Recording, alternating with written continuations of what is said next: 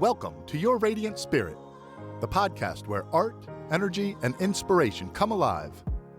Hosted by award-winning intuitive painter Heather Eck, synesthetic artist, chakra expert, and spiritual guide, this show invites you to explore the transformative power of color, creativity, and spiritual healing. Heather's unique gift of seeing color through energy fuels her stunning spirit portraits and chakra-aligned artworks, designed to bring healing and alignment to your life. Whether you're curious about the magic of chakras, looking to unlock your creative potential, or eager to connect with your radiant spirit, you're in the right place. Your radiant spirit is calling. Let's dive in.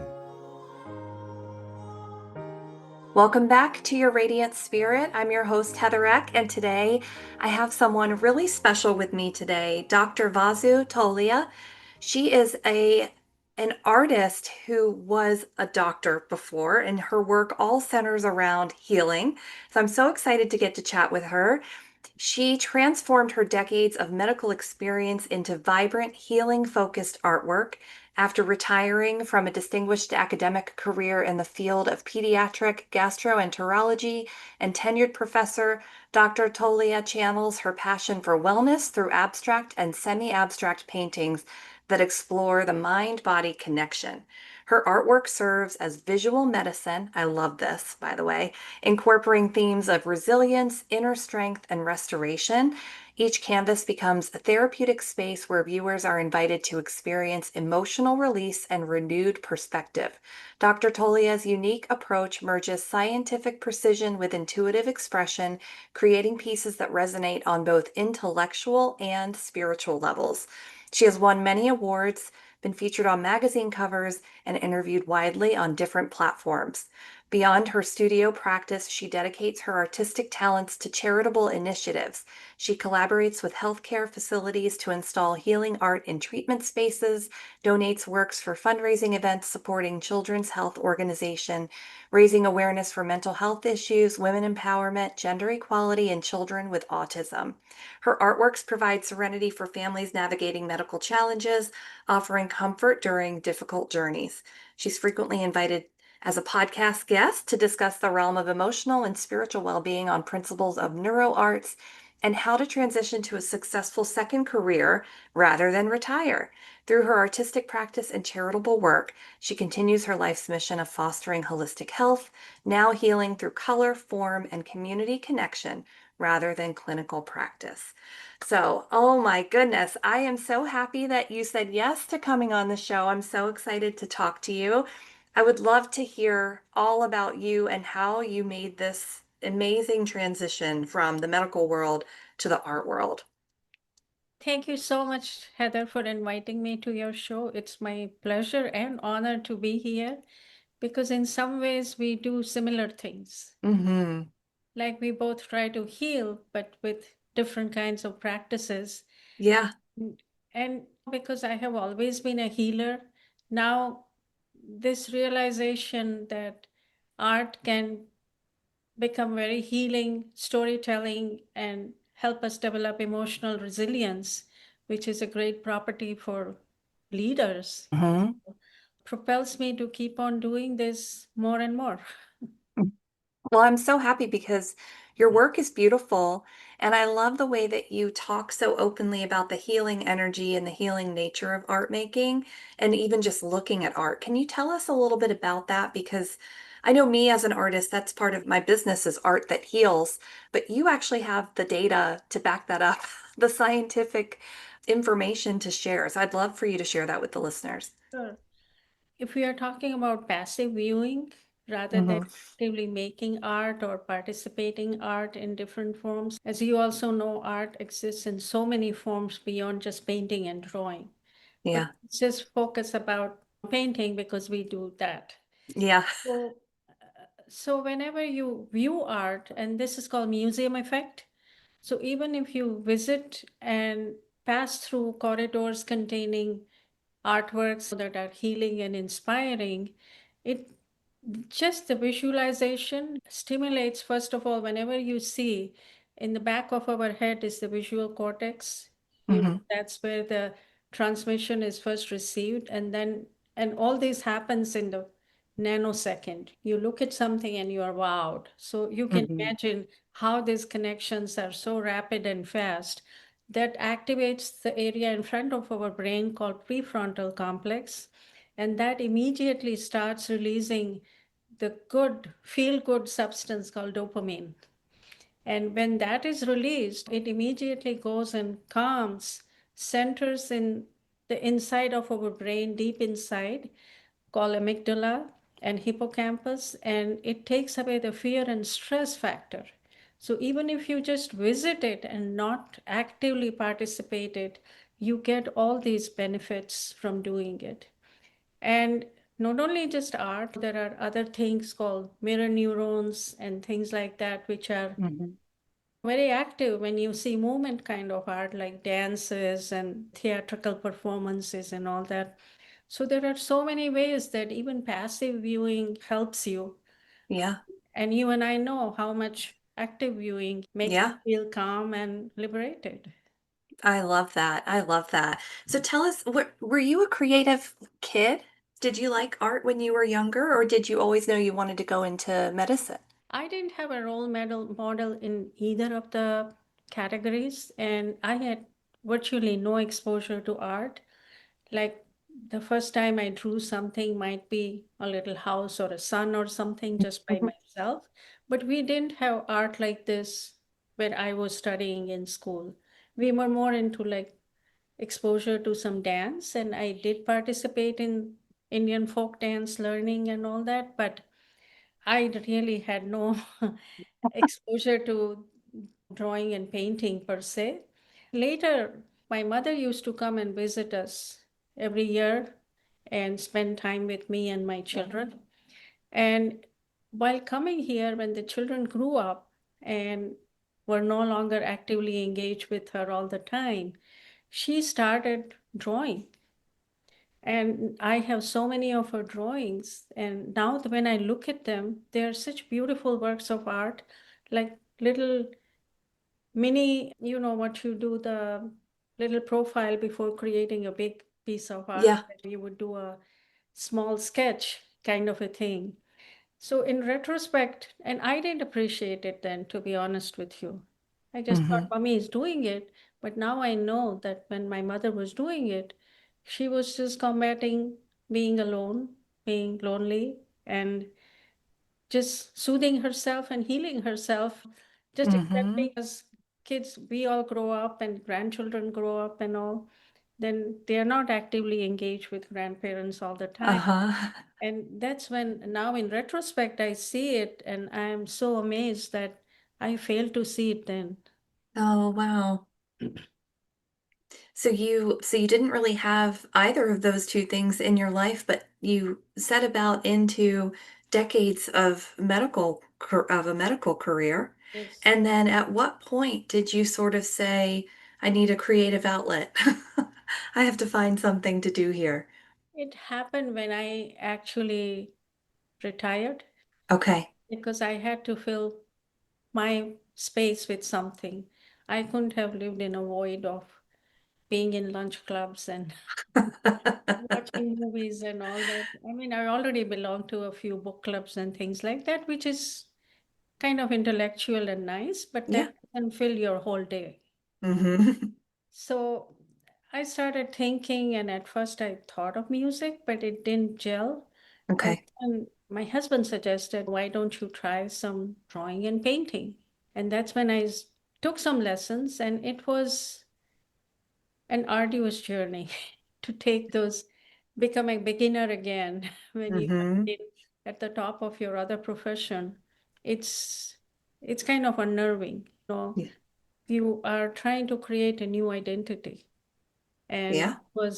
it was those were tough 5 years before I found myself in art. And more of the liberation came during COVID because during that time we had no formal lessons or anything. So I was just dabbling in things myself. Hmm. So that's when I liberated myself from representational art to abstract and semi abstract art. Oh, wow. I love that you say you liberated yourself because I think representational work is so hard sometimes because you're trying to capture an exact image of something, depending on abstract or photographic image. But tell me about what that first abstract piece felt like for you, because I think about what it was like for me to just sort of surrender to the flow of whatever it needed to be, right? What was that like for you? It was very difficult to create something that didn't look like something I knew. Right. And having no formal art training, it's even more difficult to find depth and layers and all that. But I just kept on experimenting. And then during COVID time, there was a call from Washington Post on COVID art. So I prepared a few pieces and they varied in a range of things, but I submitted two. And Okay. one of them was considered amongst top 20 in the nation when they came out with their list. My artwork was there. I Wow. was thrilled. Yeah. I just felt like my medicine and art finally came together, that my purpose was being fulfilled. And the bigger joy came when the year after that competition, CDC contacted me and said they wanted to use my artwork on the cover of their journal on of emerging infectious diseases. And that issue was dedicated to COVID Oh, wow. and COVID-19. And it was very thrilling when they told me that they have gone through thousands of images and they keep on coming back to mine. Wow. And what I had portrayed in there was the frustration of the world. Uh-huh. It is a little more representational than totally abstract. Like I have a hand from Hmm. which we are trying to capture the COVID virus, Yeah. but it is still eluding us and is liberated out in the surrounding and the atmosphere. Hmm. And what I did on that hand, I put stamps of about 70 countries because that's all the hand could hold. And I call that art piece The World United, Oh, wow. the response of the whole world to the pandemic, Right. to how fast and how efficiently the scientists created the vaccine, and we were able to get protection and better health care as we learned more and more. But the Hmm. execution of medical knowledge during pandemic is also very impressive as to how much we learned and implemented besides just preventive care about how to take care of those patients after a few initial learning months. Yeah. And you had you already retired by the time we hit the pandemic, or were you still practicing at the, Yes, okay. I had retired.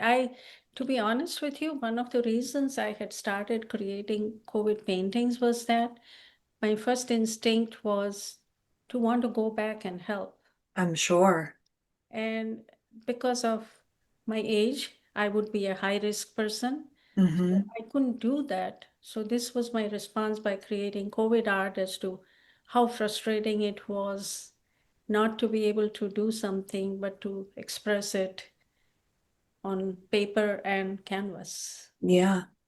And I think it's so interesting that it was selected for a medical, essentially like a medical journal cover, right? So it was still, you were still channeling your medical experience and wisdom and knowledge into that piece, and it found the right audience Yeah, anyway. yeah. That's so incredible. So tell me how does your artistic process work when you start a new piece or a new series?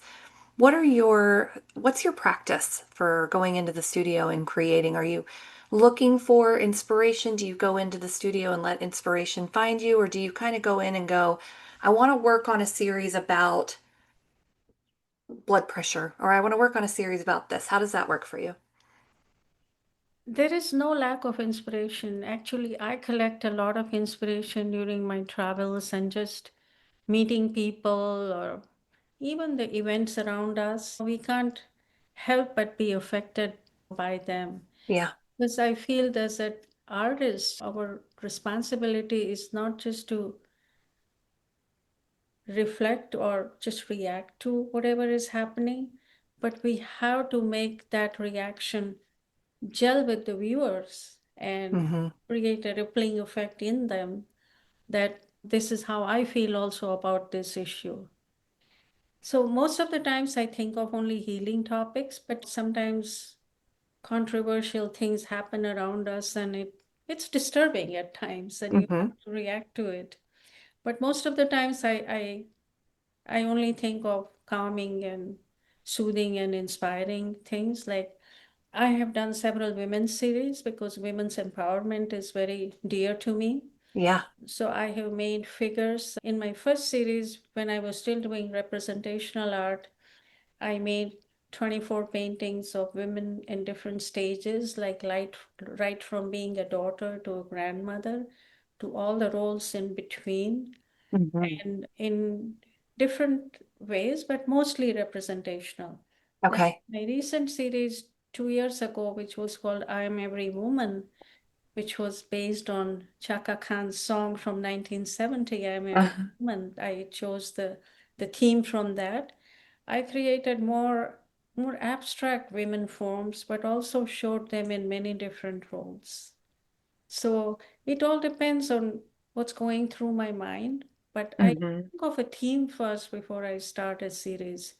So my recently I have a solo show going on right now. It's called Floral Whispers. And that is based on theme on the environment, like protecting the planet.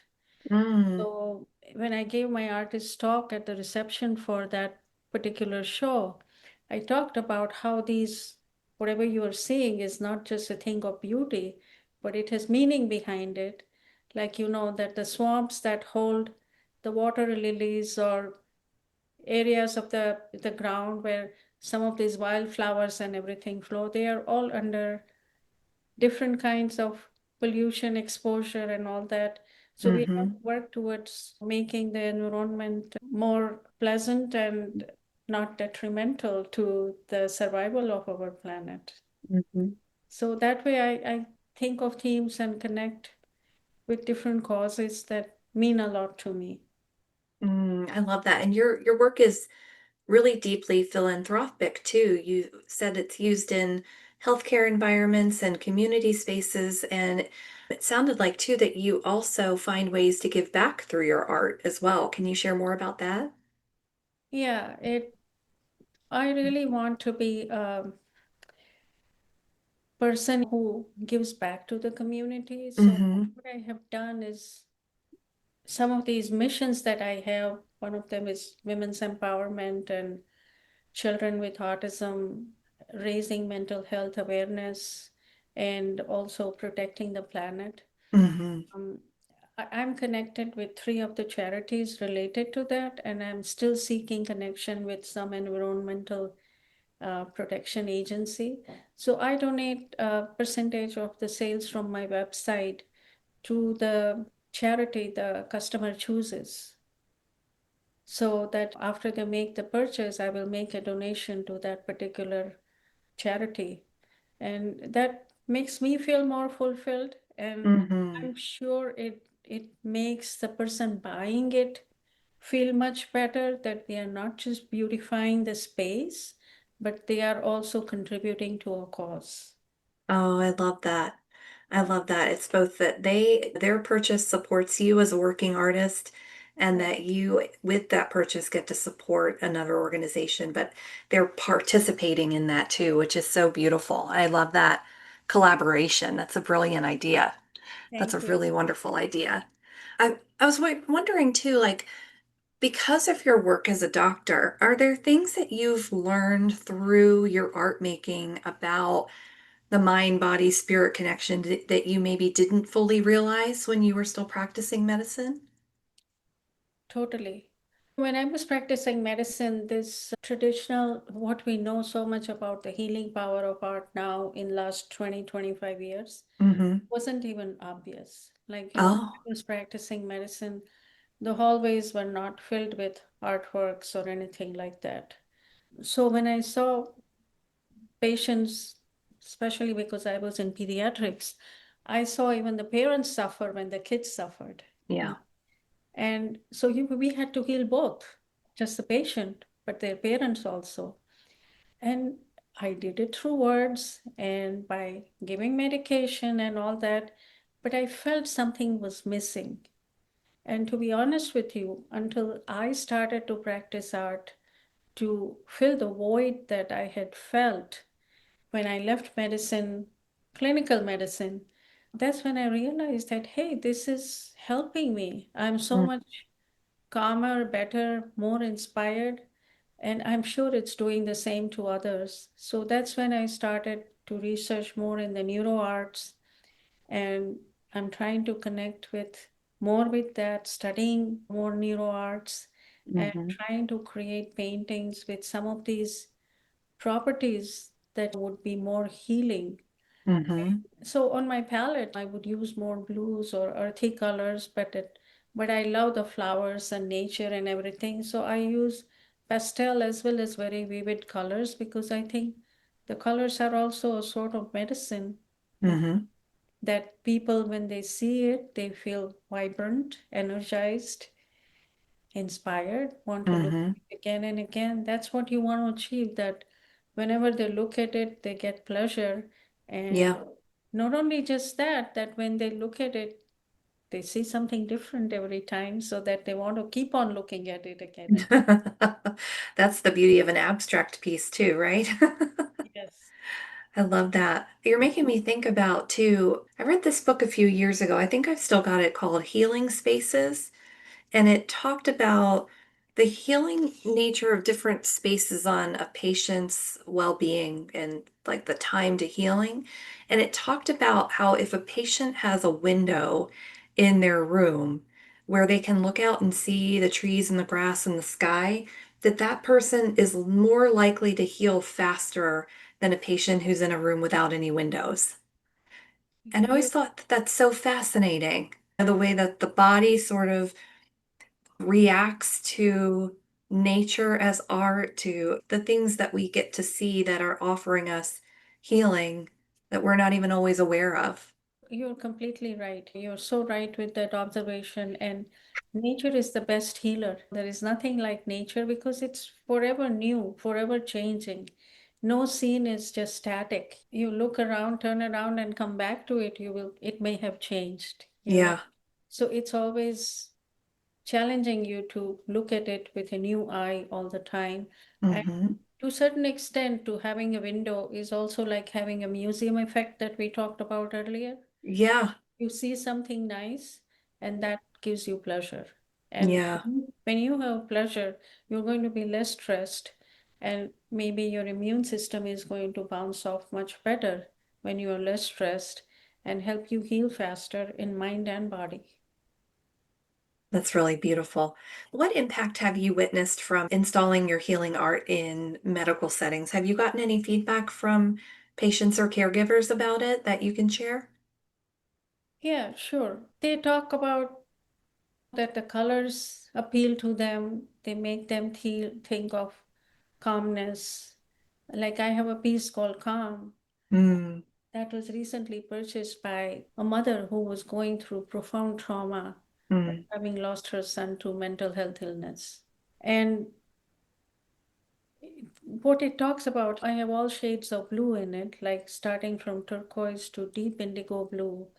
And it starts from the bottom with the dark color and goes, but it's abstract.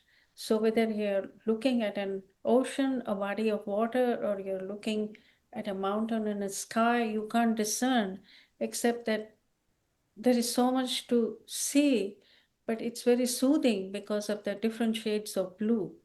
hmm. And cerulean blue also helps, so I have a little bit of that. So with those kinds of thoughts in my mind, when I create some paintings or try to portray an emotion. 3 years ago, I had a show called Symphony of Sentiments. It was a solo show of 60 paintings. Oh, I wow. had, where I had 22 erasure poems and 38 pieces of art.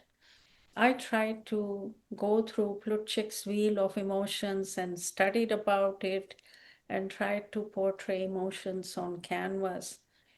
And I'm telling you, when I was doing it, I literally had to experience that emotion like grief, fear, awakening, confidence, those kinds of things as I made those pieces of art.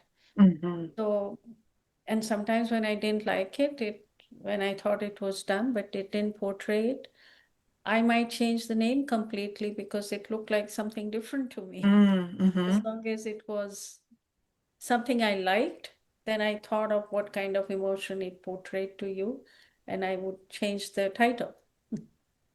So it's always a work in evolution when you do it, because you can't just have a fixed endpoint in mind when you want to make an artwork, as you Hmm. very well know that. Yeah. Yeah. And it feels like, too, you're really tapping into your own intuition while you're creating those, too, because you, I am somebody who, as an intuitive artist, don't set out to create a certain look with my work. I just let the spirit guide me as I'm working. But Yes. you're right. I think there are times where I'll think there's a particular energy or emotion or healing aspect to a piece. But then if I leave it and come back to it a day or two later, I think, oh, actually, no, I'm seeing something different in this. And it's sort of like you're Yeah. reading the painting in a Yeah. way and letting that painting speak to you. Is that something that you experience too? The painting sort of tells you what it's about and how it To- offers healing for people? Totally. Totally. I completely agree with you because it's a very dynamic process. You can't have a beginning and middle and an end point that Mhm. is fixed. You may have to change colors or direction of your lines or just go over it completely again if you're not happy with it and Yep. restart. So it's really always evolving until I feel that, okay, this is it. I'm done, and this is how I feel about this one. Hmm. Yeah. That becomes an endpoint. But sometimes a couple of years later, if that piece hasn't sold, you might look at it differently and want to tweak it again. That's so true. I have a bunch of pieces that I'm looking at going, if this doesn't sell anytime soon, it's getting a makeover. Exactly. Oh, I love that. So, given the fact that you so closely connect to the idea of art making and the healing energy of art making or the healing benefit of art making, have you thought about offering workshops for therapeutic art for people to join you in that process?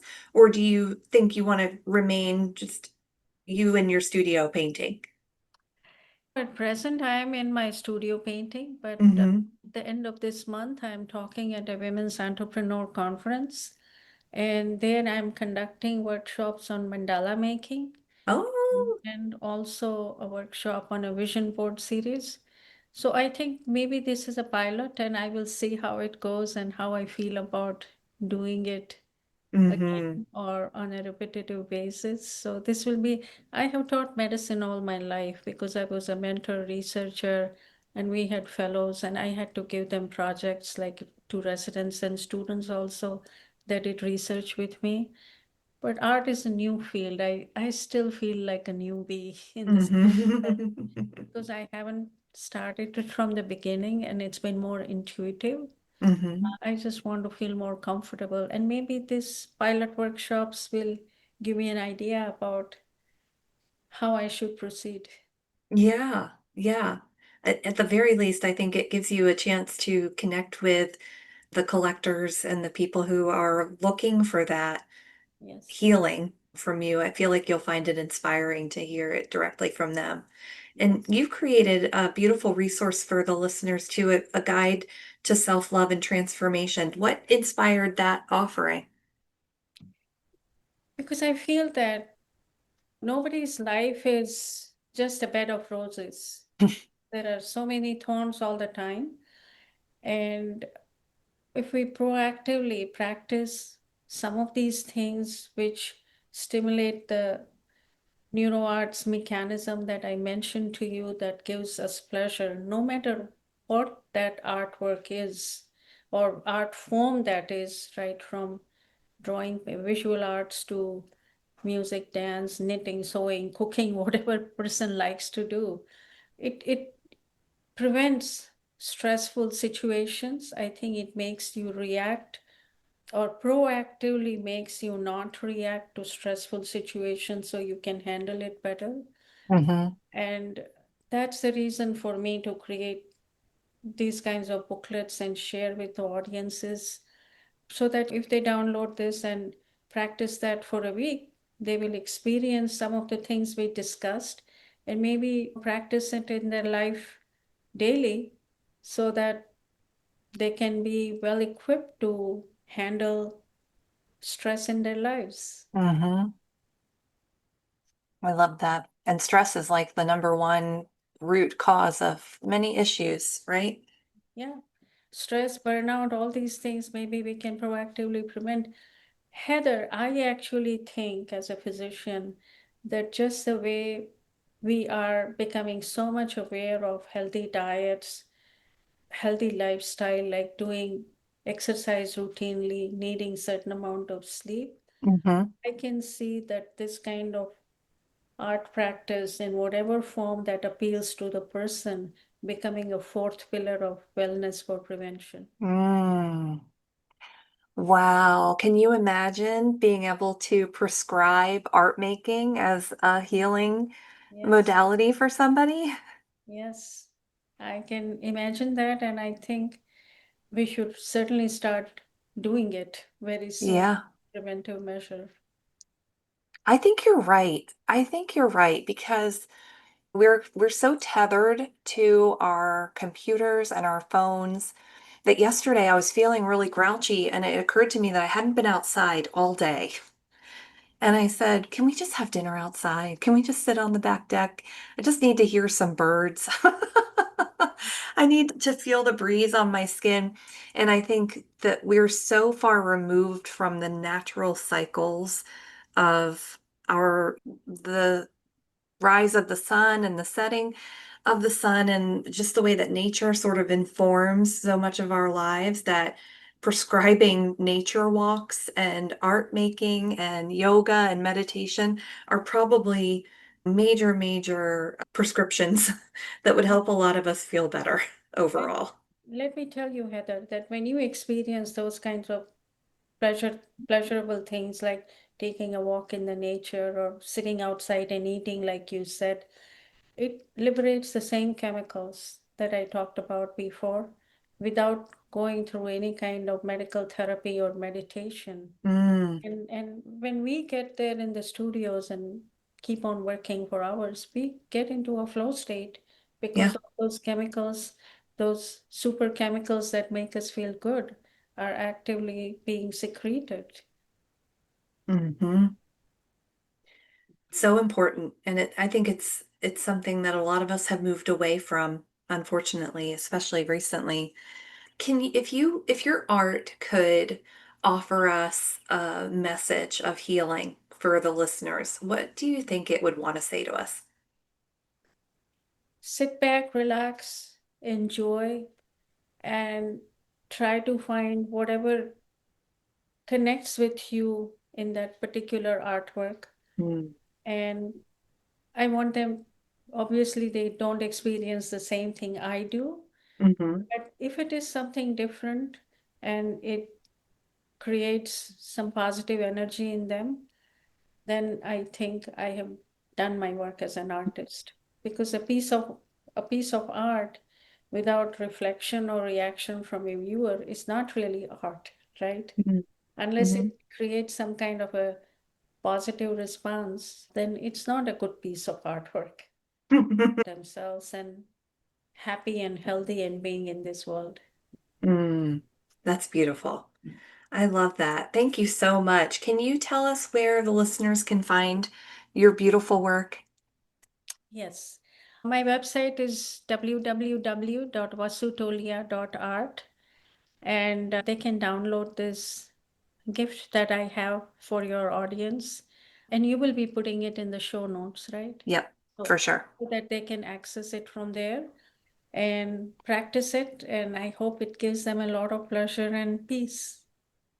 Thank you so much for being a guest tonight. I've so enjoyed our conversation, and I'm so happy to connect with another artist who feels so strongly connected to the energy of healing through art and bringing that healing out into the world to help raise awareness for different people and to really understand the realm of emotional and spiritual well-being in things like art making or art viewing. It's so nice to find someone else like that out there in the world.